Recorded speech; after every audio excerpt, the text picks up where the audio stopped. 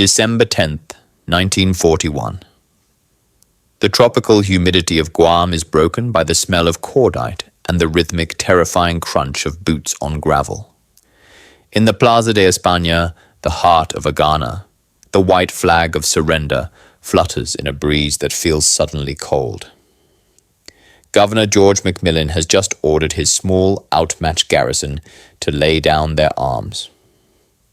The rising sun of the Japanese Empire ascends the flagpole, casting a long, jagged shadow over the Pacific outpost.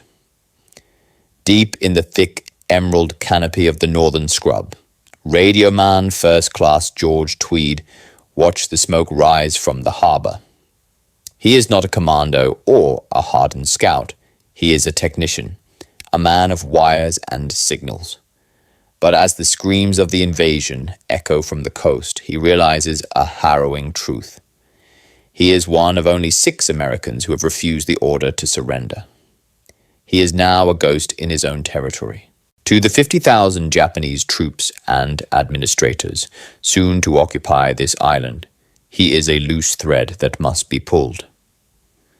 To the local CHamoru people, he is the last living proof that the United States has not forgotten them.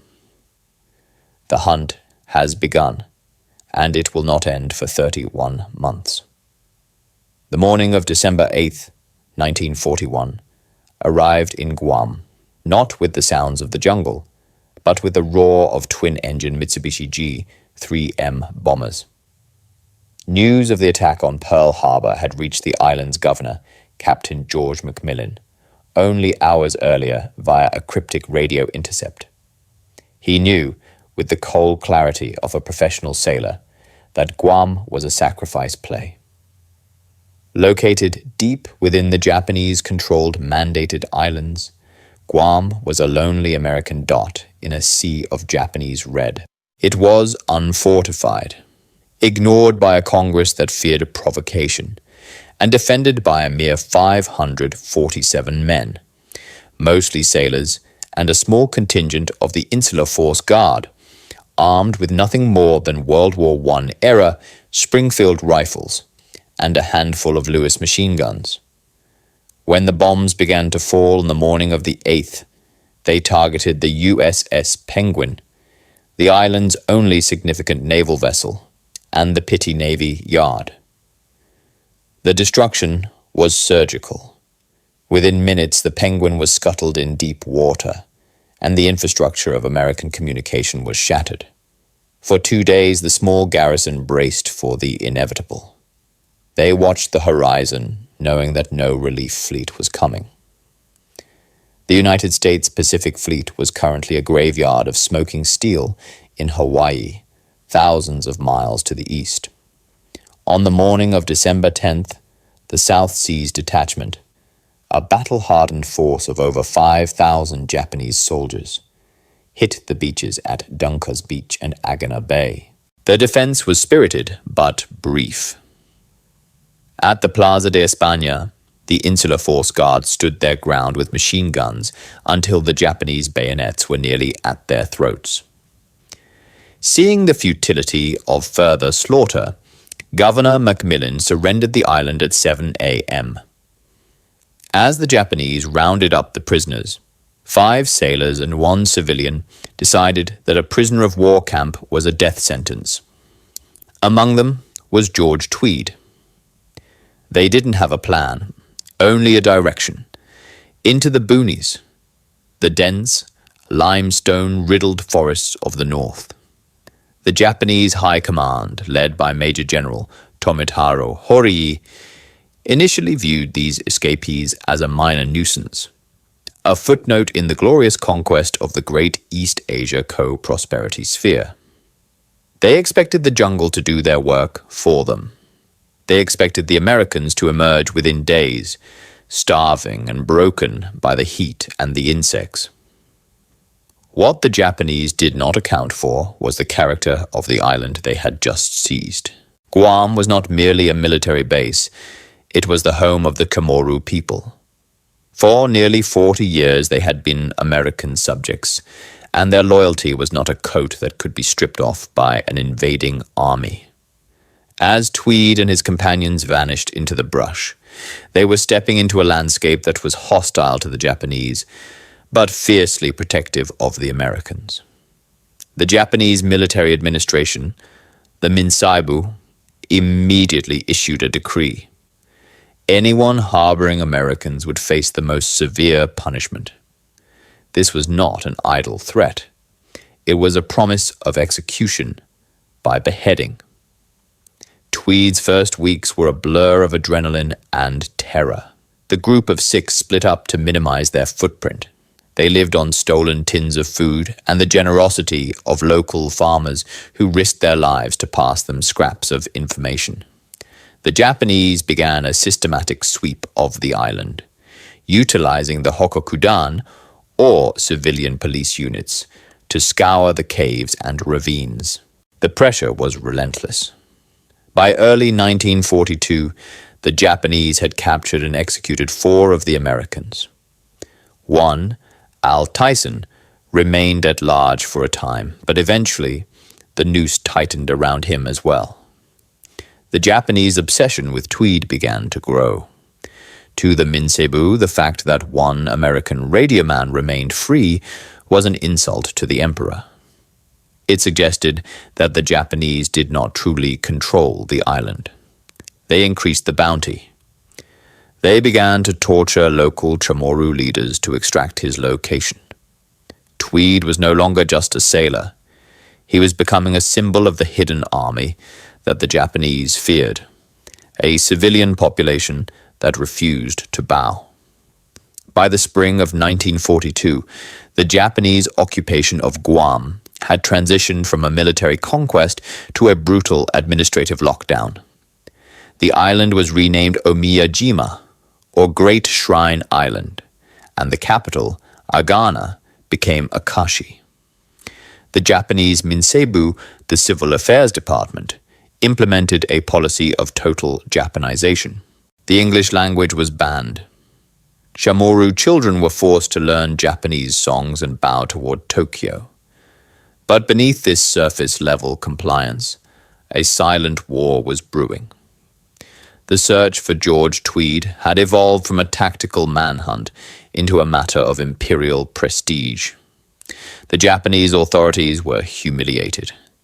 They had deployed thousands of soldiers to a tiny island only 30 miles long, yet they could not find one American radioman. This failure signaled a dangerous reality to the Japanese leadership. The CHamoru people were successfully conducting a mass-scale conspiracy of silence. To break this silence, the Japanese military police, the dreaded Kempeitai, began a reign of terror. They established a network of informers and used public executions to intimidate the populace. One by one, Tweed's fellow escapees were hunted down. Al Tyson and Johnston were discovered in June 1942. They were shot on sight. Another, Crump, was captured and eventually executed. By the end of the first year of occupation, George Tweed was the last American left alive in the jungles of Guam. He was the ghost, a phantom that the Japanese could not grasp, and his survival was becoming a rallying cry for the 22,000 CHamoru civilians. Tweed's survival was not a matter of luck, but of a sophisticated secret logistics chain. He was moved from farm to farm, ranch to ranch, often just hours before a Japanese patrol arrived. Families like the Arteros and the Limtiakos treated his protection as a sacred duty. They provided him with more than just food. They provided him with a sense of purpose. In one of his hideouts, a cave carved into the sheer limestone cliffs of the northern coast, Tweed managed to keep a forbidden item, a functional Silvertone radio. In the dead of night, huddled over the glowing vacuum tubes, Tweed would tune in to KGEI out of San Francisco. Through the static of the Pacific, he heard the news of the Battle of Midway and the American landings on Guadalcanal. He wasn't just surviving. He was an intelligence hub. He began typing a secret newsletter, the Guam Eagle, on an old typewriter, distributing a few copies to his protectors to spread the word that the United States was winning the war. The Japanese responded by tightening the noose. They knew Tweed was being fed. They knew he was being moved. They began to target the pillars of the community, including the local Catholic priests. Father Dueñas, a figure of immense moral authority on the island, became a primary target of Japanese suspicion. The Kempeitai believed, rightly, that the church was the backbone of the resistance. As 1943 bled into 1944, the strategic situation in the Pacific shifted. The American island hopping campaign was drawing closer. The Japanese began to fortify Guam in earnest, turning the island into a fortress of tunnels, bunkers, and coastal batteries. They knew that when the Americans returned, Tweed would be their greatest asset, a pair of eyes behind enemy lines who knew every gun emplacement and every troop movement. The hunt was no longer about pride, it was about preventing a catastrophic intelligence leak. For Tweed, the jungle was no longer just a hiding place, it was a front line. To understand George Tweed, one must understand the crushing weight of absolute isolation. For 31 months, Tweed lived in a state of hyper-vigilance that would have broken most men. His world shrank to the size of a limestone crevice or a hole in the dirt. He suffered from debilitating skin rot, malnutrition, and the constant, gnawing psychological pressure that his very existence was a death warrant for every person who handed him a sweet potato. Tweed was not a superhero. He was a man of technical precision. He treated his survival like a radio repair job, methodical and cold. He calculated the calories needed to traverse the karst terrain, sharp, volcanic rock that shredded leather boots in days. When his shoes disintegrated, he fashioned soles from discarded tires. When his clothes rotted off his back, he wore rags. His primary weapon was not a rifle, but a mirror, and his knowledge of the terrain. He spent hours memorizing the silhouette of the coastline, noting the exact positions where the Japanese were installing their 6-inch coastal defense guns. The second angle of this story is not American, but CHamoru. The hunt for Tweed was a test of the civilian population's resolve. The Japanese logic was simple.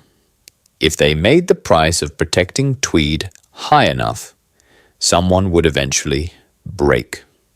They utilized collective responsibility, a brutal doctrine where an entire village would be punished for the perceived sins of one person. Men like Antonio Artero became the logistical generals of this hidden army. Artero, a wealthy landowner, risked his family's entire lineage to hide Tweed in a cave on his property at Urunao Point. The CHamoru people viewed Tweed as the flag. As long as he was alive and free, the American era of Guam had not truly ended. This wasn't mere sentimentality, it was a dangerous active resistance. They created a bush telegraph, a network of whispers that moved faster than Japanese trucks. If a Japanese patrol left Agana heading north, Tweed knew about it before the trucks reached the first checkpoint. This required the coordination of thousands of people, all keeping the same secret under the threat of the bayonet. From the perspective of the Japanese occupation forces, George Tweed was a malignant cancer. The Kempeitai, the Japanese military police, were experts in psychological warfare and torture. They were baffled by their inability to find him. They brought in professional trackers from Saipan. They used bloodhounds. They offered rewards that could have made a local family wealthy for generations. The frustration of the Japanese command led to increasingly erratic and brutal behavior.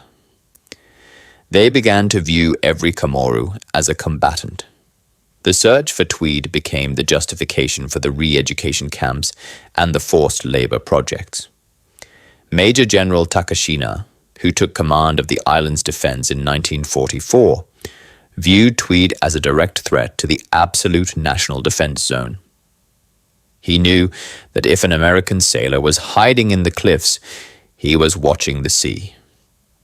And if he was watching the sea, he was waiting for a fleet. The Japanese weren't just hunting a man, they were trying to blind the coming American invasion. The most harrowing angle of the hunt for Tweed is the moral cost paid by the CHamoru leadership. As the Japanese grew more desperate, they targeted the soul of the island, Father Jesus Dueñas. Father Dueñas was one of the few people who knew, or was suspected of knowing, Tweed's general whereabouts. The Japanese authorities believed that, as a priest, he was the nexus of the information network. The Kempeitai subjected Dueñas to unimaginable pressure. He was interrogated, humiliated, and eventually tortured. Despite the agony, Dueñas maintained a stance of defiant silence. He famously told his captors that his loyalty was to God and his people, not to the ephemeral whims of an invading empire. The moral clarity of the local clergy provided the civilian population with the spiritual armor necessary to continue the deception.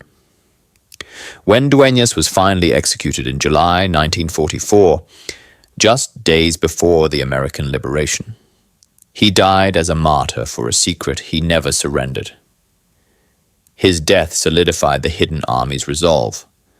The hunt for Tweed had become a holy war for the Guamanian soul. While 50,000 Japanese soldiers relied on traditional military hardware, Type 99 rifles, Heigo light tanks, and heavy artillery, Tweed's resistance was built on improvised technology. The most critical weapon in his arsenal was the aforementioned Silvertone radio. In a world of total Japanese propaganda, where the local population was told the American Navy had been annihilated, Tweed's ability to pull news from the airwaves was a tactical masterstroke. Tweed's technical background as a radioman allowed him to maintain the equipment in a salt-sprayed, humid cave, a feat of engineering in itself. He used scavenged batteries and jury-rigged antennas to keep the Guam Eagle alive. Later, when the radio finally failed, he switched to optical signaling. He understood the physics of light. He knew that a simple mirror, positioned correctly against the tropical sun, could throw a beam of light miles out to sea. This low-tech solution would eventually become the bridge between the hidden fugitive and the most powerful armada in human history. By 1944, the hunt for George Tweed had inadvertently created the very thing the Japanese feared most: a fully mobilized 35,000-man civilian intelligence network. Almost every CHamoru adult was a part of the hidden army. They observed the construction of the airfield at Aruti Peninsula. They counted the number of barges landing at Apra Harbor. They noted the depth of the trenches being dug along the invasion beaches of Asan and Agat. This was not a formal military unit, but it functioned with lethal efficiency. Information flowed from the forced labor gangs directly to the families hiding Tweed. By the time the American planes began to buzz the island in pre-invasion strikes, the civilian population wasn't just hiding. They were preparing a roadmap for the liberators. They had turned the entire island into a panopticon where the Japanese were the ones being watched. The 50,000 hunters had become the prey, surrounded by a population that was merely waiting for the signal to strike back. June 1944. The sky over the Philippine Sea began to scream. The Great Marianas Turkey Shoot was underway, and the Japanese air power that had once dominated the Pacific was being swatted from the heavens by American Hellcats. On Guam, The Japanese garrison, now bloated to nearly 20,000 soldiers and thousands of naval personnel, braced for the storm. For George Tweed, the thunder of distant naval guns was the music he had waited 31 months to hear. He knew that the window for his survival was closing. As the Americans approached, the Japanese would likely execute every prisoner and suspected collaborator on the island to prevent them from aiding the invasion. From his precarious crow's nest atop the 400-foot cliffs of Uranau Point, Tweed watched the horizon with the intensity of a hawk. On July 10, 1944, a grey silhouette broke the line between the sea and the sky. It was the USS Bridger, a destroyer of the United States Navy. It was patrolling the coast, searching for signs of life, and scanning the cliffs for Japanese gun emplacements that could threaten the incoming 3rd Marine Division. Tweed knew this was his only chance. He grabbed his 2 primary tools, a small hand mirror and a set of semaphore flags he had fashioned from scavenged cloth. For hours he stood on a narrow limestone ledge, shielded from Japanese inland patrols by the sheer drop behind him, and began to flash. Dot, dash, dot, signal, signal, signal. Aboard the Bridger, a lookout spotted a persistent artificial glint on the cliffs. At first, the bridge crew suspected a Japanese trap, a sniper, or an observer trying to lure them into range of the shore batteries. But the flashes were rhythmic, following the distinct cadence of international Morse code. The ship's captain ordered the vessel to close the distance, bringing the 5-inch guns to bear just in case. Through high-powered binoculars, the sailors saw a ghost, a gaunt, bearded man in rags, standing on a ledge where no man should be, frantically waving 2 flags. The message Tweed sent was not a plea for rescue, it was intelligence. Using his semaphore flags, he signaled the locations of the heavy 6-inch coastal guns the Japanese had concealed in the caves below him. He was pinpointing the very weapons that were designed to sink the American landing craft.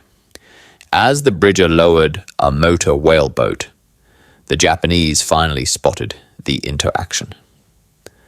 From the jungle canopy above the cliff, machine gun fire began to pepper the rocks around Tweed.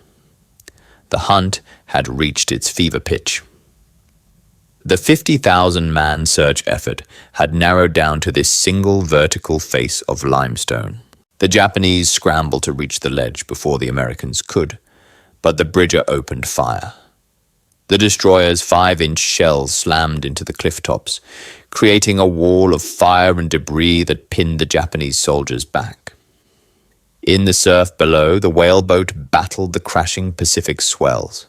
The sailors looked up to see a man who had become a legend, a man who had survived nearly 3 years in a jungle where every hand was turned against him, except for those of a secret, silent army.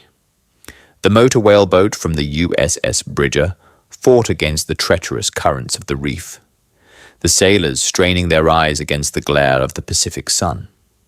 As the boat neared the base of the cliffs, George Tweed began a perilous descent. He scrambled down the jagged limestone, his hands and feet hardened by years of jungle life, finding grip in crevices that would have stumped a professional climber. Behind him, the Japanese 5-inch coastal guns, the very ones he had helped locate, remained silent, suppressed by the pinpoint bombardment from the Bridger. When Tweed finally tumbled into the whaleboat, he was a skeletal figure, his skin a map of scars and tropical sores. But his mind was sharp. Before even asking for water, he pulled out a hand-drawn map. "I have the positions," he told the stunned sailors. He had documented the exact coordinates of the Japanese Devil's Point batteries and the hidden pillboxes at Asan. This was the breakthrough. For years, the U.S. Navy had been guessing at the strength of Guam's northern defenses. Now they had the keys to the fortress. While Tweed was being pulled to safety, The hidden army on the rest of the island reached its own breaking point. The Japanese, realizing the Americans were mere miles offshore, initiated a scorched earth policy. They began the forced relocation of the entire CHamoru population into concentration camps in the interior, such as the one at Manengon. Thousands of civilians were marched at bayonet point through the mud and rain. However, the Japanese effort to suppress the resistance was too late. The intelligence Tweed provided reached the desk of Admiral Raymond Spruance within hours. The American bombardment plan was immediately altered. Targets that had been invisible to aerial reconnaissance were now being struck with devastating accuracy. The secret 35,000-man army of civilians, though currently in captivity, had already done their work. They had provided the eyes. Tweed had provided the voice. On July 21st, 1944, Debut Day, the 3rd Marine Division and the 1st Provisional Marine Brigade hit the beaches. Because of Tweed's signals, the Marines knew exactly which caves held the most dangerous threats. As the first waves of Higgins boats churned through the surf, the Japanese defenders found their carefully concealed positions being obliterated by naval gunfire before they could fire a single shot. The ghost of Guam had returned, not as a victim, but as the vanguard of a liberating force. The 3-year hunt was over. The hunters were now being pulverized by the steel rain of the American counter-offensive. The liberation of Guam was not the swift surgical strike the American public had hoped for. It was a grueling, month-long battle through some of the most difficult terrain in the Pacific.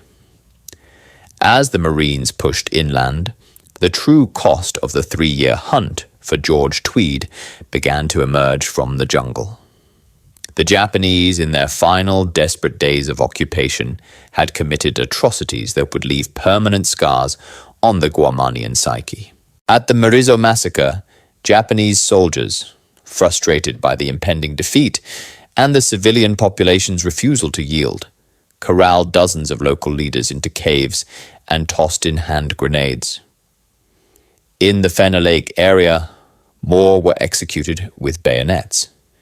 The Japanese military, which had spent years trying to catch a single American sailor, had turned its fury on the people who had made his survival possible. When American troops reached the Manengon concentration camp, they found nearly 18,000 Chamorros living in squalor. The hidden army was emaciated, riddled with disease, and mourning their dead. Yet they greeted the Marines with American flags they had kept hidden under floorboards for nearly 3 years. The casualty reports were staggering. It is estimated that over 1,100 Chamorros were killed during the occupation, with thousands more subjected to forced labor and torture. George Tweed, safe aboard a Navy vessel, was physically broken but mentally sharp. He faced a complex reception. While the Navy heralded him as a hero, awarding him the Legion of Merit for his intelligence work, the weight of his survival pressed heavily upon him. He was acutely aware that the Japanese had executed many of his friends and protectors specifically because they would not give him up. In official reports, the U.S. Navy acknowledged that the intelligence provided by Tweed's signals from the cliffside at Urunao had saved countless lives during the initial landings. His maps of the 6-inch coastal batteries allowed the USS Bridger and other destroyers to neutralize threats that could have turned the Asan and Agate beaches into slaughterhouses. However, for Tweed, the victory was tempered by the names of the dead. Father Dueñas, the members of the Artero family who had been beaten, and the dozens of others who had paid the ultimate price for his ghost status. In the wake of the liberation, the story of George Tweed and the 35,000-man hidden army fundamentally reshaped the strategic and cultural landscape of the Western Pacific. The US military realized that the civilian resistance on Guam was not merely a passive group of bystanders, but a vital component of the Pacific victory. This realization led to a shift in military doctrine regarding the governance of liberated territories. The loyalty of the CHamoru people was rewarded with the Organic Act of 1950, which granted U.S. citizenship to the people of Guam, cementing the island's status as a permanent, integral part of the American fabric.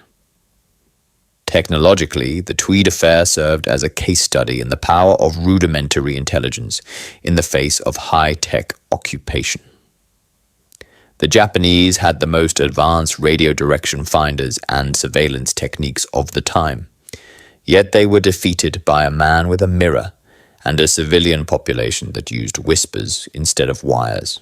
This led to a post-war emphasis on human intelligence within the U.S. Navy, acknowledging that technology could never fully replace the eyes and ears of a local population.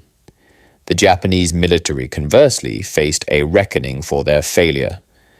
The inability of 50,000 personnel to capture one man while holding an entire population hostage was cited in post-war analyses as a primary example of the failure of the Minsebu's Great East Asia Co-Prosperity ideology. They had assumed that a colonized people would naturally turn on their former American masters when given a choice. Instead, they found that the CHamoru people would rather face the sword than betray the ghost. Tweed himself lived until 1989, but he never truly left Guam. He returned to the island several times, most famously to give a new Chevrolet to the Arturo family, who had risked their lives to feed him in the caves of Urunao. His survival stands as one of the longest instances of a soldier evading capture in enemy-held territory in the history of modern warfare. It remains a testament to the fact that in the brutal arithmetic of war, one man supported by the silent resolve of thousands can indeed tip the scales of history. The story of the 50,000-man hunt for George Tweed is more than a footnote in the grand theatre of the Pacific War. It is a meditation on the limits of raw power. For 31 months, the Imperial Japanese Navy possessed every physical advantage. They held the high ground, the heavy weapons, and the authority of life and death over every soul on Guam. Yet, they were defeated by a ghost and a secret army of civilians who possessed a weapon the Japanese could not manufacture. An unshakable collective loyalty, the hidden army of 35,000 Camorras, reveals a fundamental truth about human conflict. Occupation is never truly complete as long as the occupied refuse to surrender their narrative. By choosing to protect Tweed, the people of Guam were not just saving a sailor. They were preserving their own identity and their hope for a future they had chosen for themselves. They turned a 30-mile stretch of volcanic rock into a labyrinth that no amount of Japanese steel could navigate. Ultimately, George Tweed's survival was a triumph of the human spirit, but it was purchased with the currency of civilian courage. It reminds us that in the darkness of total war, the most powerful signals aren't sent via high-powered radio towers, but through the simple glint of a hand mirror and the silent, defiant nod of a neighbor. The ghost of Guam did not survive alone. He was carried across the finish line by an entire nation in miniature, proving that even the smallest spark of resistance can eventually light the way for a liberating fleet.